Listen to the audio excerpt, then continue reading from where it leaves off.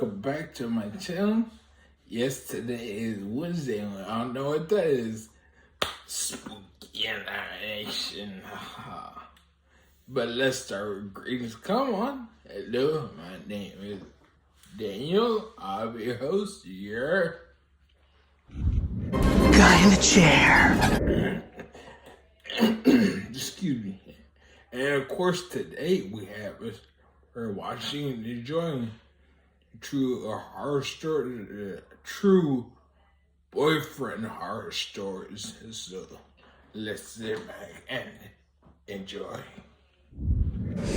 So enjoy. I've never had the best of luck with guys. I appear to have poor taste when it comes to dating.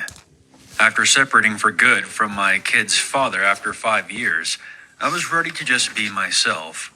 About 3 months of being a single mother, my neighbor approached me stating that a friend of his, Steve, would like to meet me. It didn't take long before he charmed his way into my life. The first 6 months were amazing, but he began to drink more and more, and each time he would get extremely agitated. He would start fights with random people, and even some of our friends. Slowly, our friends would stop coming around, knowing how Steve got when he drank. This, however, did not stop him from drinking. But now all the anger was aimed at me. It took roughly 6 to 8 months of buildup, from name-calling and shoving to punching and choking. Suddenly, this became a very abusive relationship. One time, I escaped out of the bathroom window. He later found me by beating up a friend of mine until he told him where I was. Steve began stripping all of my clothes off in a drunken rage while laughing at me and challenging me to go ahead and try to escape while I was naked. The last night of abuse was by far the worst. Before Steve started drinking that night, I told him that my son, 3 years old, was not feeling very well, and I was going to stay with him as he fell asleep. My plan was to spend the night with my son. At around 2:30 in the morning, I heard the bedroom door open. I lied there pretending to be asleep. Several seconds went by. I held my breath as tears began to form in my eyes. When I suddenly felt his hand on top of my head, he grabbed my hair and yanked me out of bed, whispering in my ear, "I know you're avoiding me." Once in the living room, he threw me on the floor, then accused me of trying to leave him and demanded to know why. Before I could answer, he angrily came to the conclusion that it was another man. "I swear to God, if I catch you with another man, I'll kill you and him." He was obviously more drunk than normal. He punched and kicked me a couple of times, and I fell to the floor. I started to crawl to my son's room, and he slowly came from behind me, asking, "Where do you think you're going?" He then walked in front of me, kneeled down, and said, "You stay right there or I'm gonna hurt you real bad." He then sat on the couch and watched me as I sobbed on the floor. After about 30 minutes, it appeared that he passed out on the couch. I decided that this was my chance to escape. I put on an oversized shirt, picked up my son, and slowly crept by him. He suddenly woke up and grabbed my leg and said, "Where are you going?" I stammered out that I was going into the kitchen with my son to get him a drink. He then angrily replied, "Hurry up." As soon as I entered the kitchen, I ran out of the front door with no pants on, no shoes, and no purse.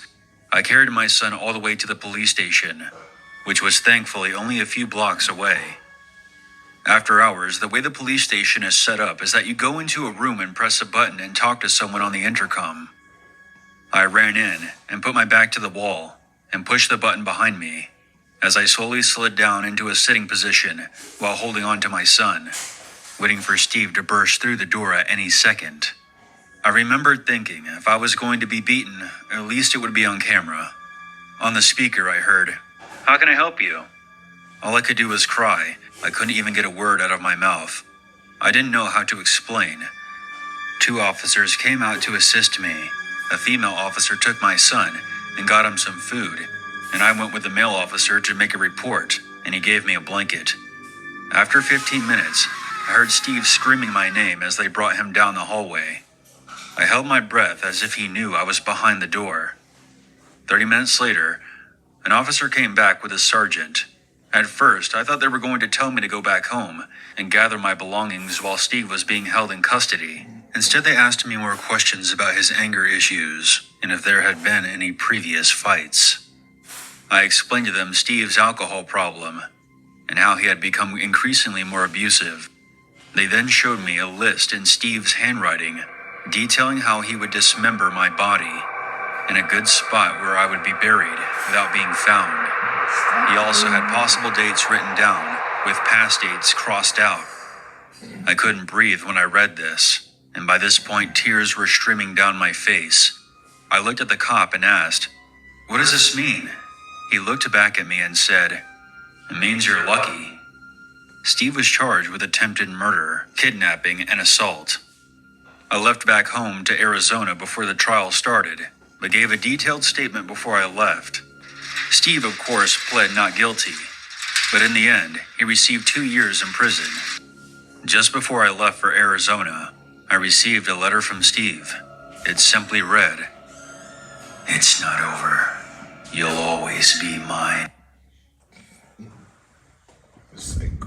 Hey guys, yeah, that's why this for anybody. If you're in an abusive relationship, excuse me, don't stay. You don't need that kind of abuse. And it's called an abusive relationship, guys and girls. But if you're a girl, talk to your friends, get help, get out of it, run, and fire before shit like that happens. And you wrote down the letter with what dates you wanted to do. That's nuts. But thankfully no one dealing with that. If you are, seek help now.